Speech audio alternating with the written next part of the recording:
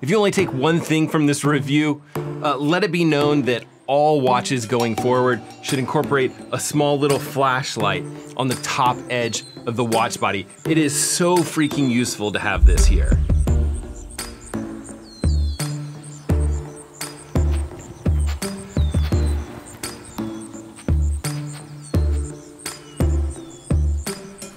This is the Garmin Enduro 2. It's Garmin's ultra endurance focused watch. It's a large watch with a large battery and an equally large price tag.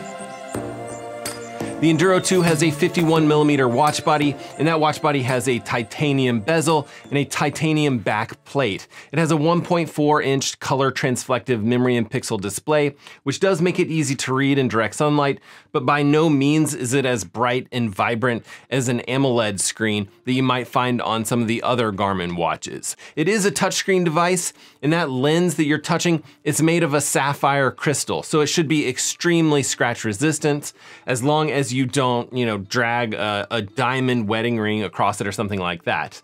Now, if you're not familiar with Garmin fitness outdoor watches, the Garmin Enduro 2 has 5 buttons, with 3 on the left and 2 on the right. So that's a backlight button or a quick menu button on the top left. Then the right below that's like an up and down button on the left side here. And then on the right side, the top right is a selection button and the bottom right is a back button. And while this is a touchscreen, there's zero dependency requiring the touchscreen. And as far as I know, all of the sports profiles have the touchscreen disabled by default, so you can turn them on, but I do tend to prefer the buttons when I'm actually doing things where I could be wet or sweaty or potentially in some sort of race scenario where I really don't want things getting mixed up on my watch. But as I mentioned, the built-in flashlight, it's actually twice as bright as the Fenix 7X series, and I do really find myself using it every single day. And to me, it seems like we're starting to see this flashlight show up on more and more devices. The newly announced Instinct 2X also has a flashlight, but my prediction is that we're gonna start seeing this more and more on Garmin watches at least. If maybe last year was the year of the multi-band GPS chipset, I think this year will maybe be the year of the flashlights. I don't know, we'll see. But the Enduro 2 weighs in at around 69 grams, which isn't that bad considering the size of this device. Remember that a decent percentage of the weight in watches does come from the watch strap, and this Enduro uses a very lightweight nylon Velcro band. I think Garmin calls it their Ultra Fit watch band. I think you'll love it, but Garmin also includes a 26mm quick fit silicone band if you do prefer that. I haven't used the silicone band personally, and I've actually been swimming and doing a lot of water activities with this device. It's been fine.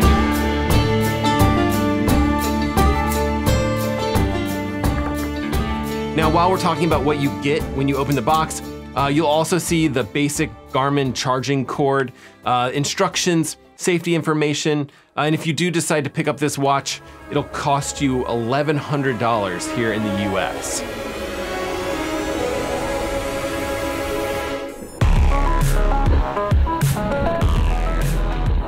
Now the Garmin Enduro 2 also has an unbelievable battery life. Garmin lists it at 34 days of battery life in smartwatch mode, and I can confirm that I've really only been charging this device about once a month.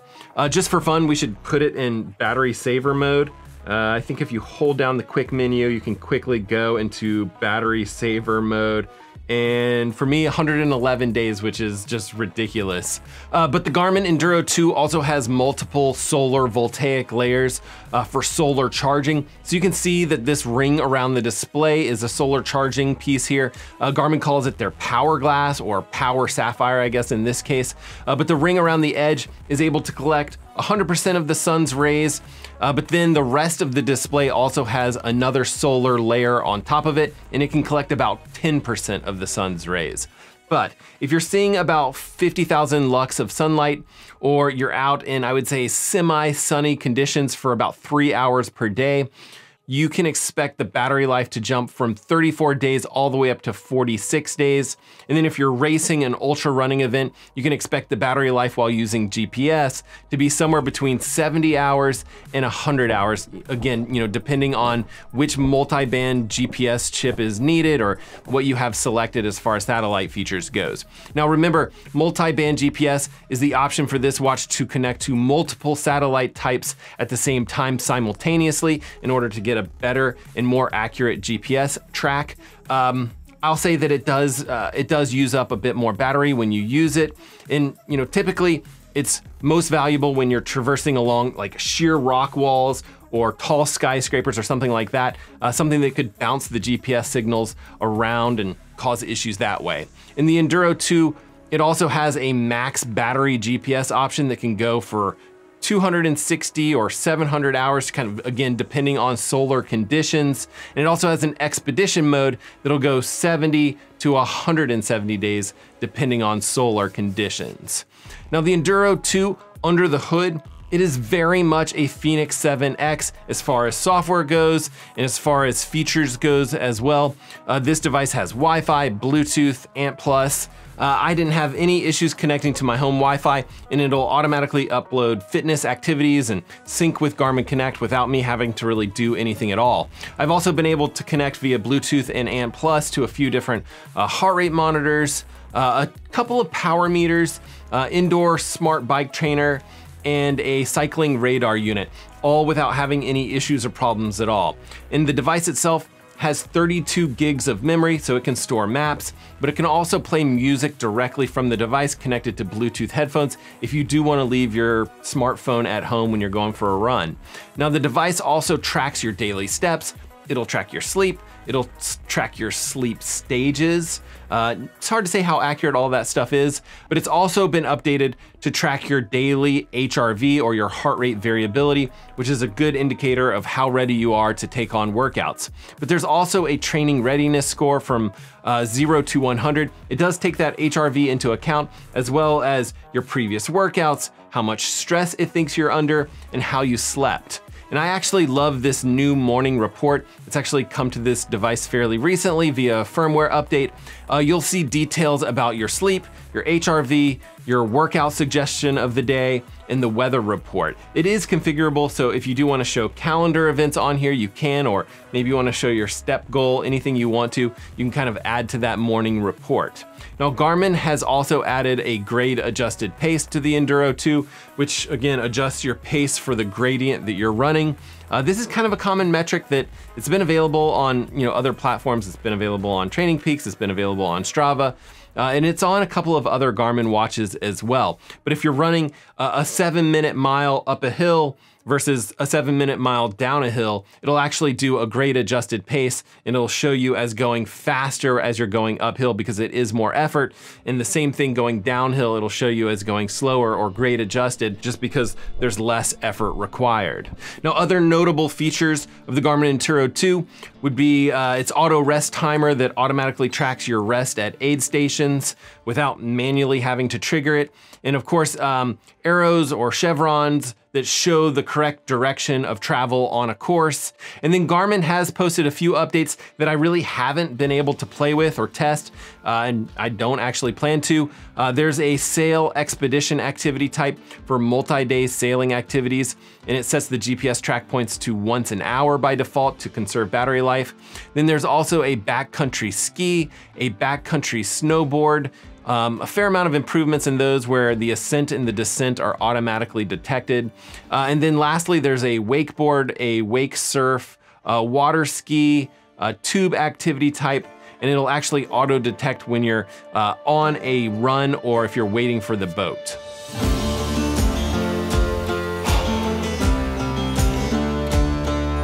Now, because this watch is a bit bigger and it sits up a little bit higher on your wrist, I found that I hit it against things and smack it around a little bit more against just random objects. For some reason, I hit it against doorknobs for some odd reason. But the depth of this watch is 17 millimeters. So the watch is slightly thicker than the Fenix 7X. So that watch is 1 millimeter thinner, or 16 millimeters. However, the watch itself has the same width and the same basic size as the Fenix 7X. But so far, I haven't seen a lot of wear and tear on this device. The bezel and that back plate are both titanium, and titanium is a nice lightweight metal, but it does scratch fairly easily. Here's some close-up shots of my Garmin Epix 2, which I've had for a little more than a year now, and you can see some scratches on that titanium bezel. But the Enduro 2 itself, it's holding up extremely well. I'm not seeing a ton of scratches on it. In the Enduro 2, it does have running power. Here, the green line is the Apple Watch Ultra, which also has running power. But keep in mind that we shouldn't expect Apple's running power to match Garmin's running power. They basically just use different math to calculate this estimation of force, but you can see that the trends of power do tend to match here. And then the Enduro 2 also has Garmin's Elevate optical heart rate sensor on the back here. It'll track your heart rate throughout the day and also throughout workouts. It'll also have the ability to track your oxygen saturation levels. Garmin calls it their Pulse Ox feature. Just be aware that if you do enable that, it will take a bit of a hit on the battery. I usually, either turn it completely off, but I kind of want to check it at night to see if I'm snoring or causing issues that way, or something that would drop my oxygen levels. But I've had pretty good luck with the heart rate data when comparing it to an ECG style chest strap. These optical heart rate monitors, they do take a little bit of time just to kind of get locked into a rhythm of your heart, and then it'll kind of tease out your running cadence. But once they've done that, it does tend to be pretty accurate. And typically, for me at least, bigger watches are a little less accurate on my wrist. And again, that's the kind of thing that I see here when I'm comparing the Enduro 2, which seems maybe not quite as accurate to my eye as something like this Apple Watch Ultra that I'm wearing here on my other wrist. And of course, this watch has the multi-band GPS chip in it, meaning it has the ability to connect to multiple satellite systems at the same time to increase accuracy. I was originally using this watch in that all systems plus multi-band mode for the most accurate GPS tracks possible. But honestly, I think it's overkill. Garmin also added something called Stat IQ, or this auto selection feature, where it'll detect GPS strength and really only switch into that more battery intensive multi-band mode if GPS signals become weak. But whatever voodoo Garmin has been doing with their GPS antenna designs and their algorithm for only reporting clean signals, whatever they're doing, it's definitely working. There are other watch manufacturers that have the same multi-band GPS chip that the Garmin has, and their GPS tracks, they're not nearly as clean.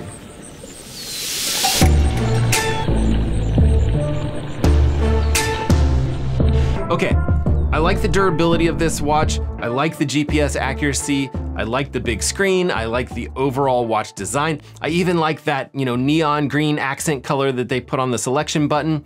I personally like the strap that comes with it, but if it's not for you, I love the fact that they offer you a really nice second option. I love never having to charge this device. It's just a workhorse in pretty much every single way. So what don't I like about the Garmin Enduro 2?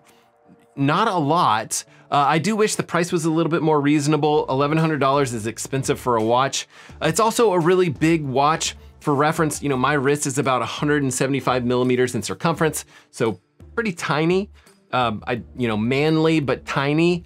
But I think it's the depth of this watch that makes it feel bulky. By comparison, the new Garmin Forerunner 965, it actually has a bigger screen than this, but it sits much closer to my wrist, making it feel significantly smaller. And the Enduro 2 is a transflective memory and pixel display, so again, it's not as bright and vibrant as some of the other options on the market, but I don't necessarily think that that's a negative. It definitely goes along with making this watch that can last for a month on a single charge, but I can definitely see how some people might prefer a brighter screen here. What do you guys think about this watch? I'd say it's a solid option, and not just if you're an ultra runner. I do think that this watch would make for an excellent triathlon watch if that's your thing. It's one of those few watches where I can fairly confidently say that I don't think you're gonna be disappointed. It's a beast of a watch, And I don't think Garmin really made any compromises when it came to both hardware and software on the Garmin Enduro 2. And of course, it's got a freaking flashlight built right into it. What do you guys think? Would you consider the Garmin Enduro 2? Is it too big? Is it too expensive? Or is there something else that looks a little bit more appealing to you guys?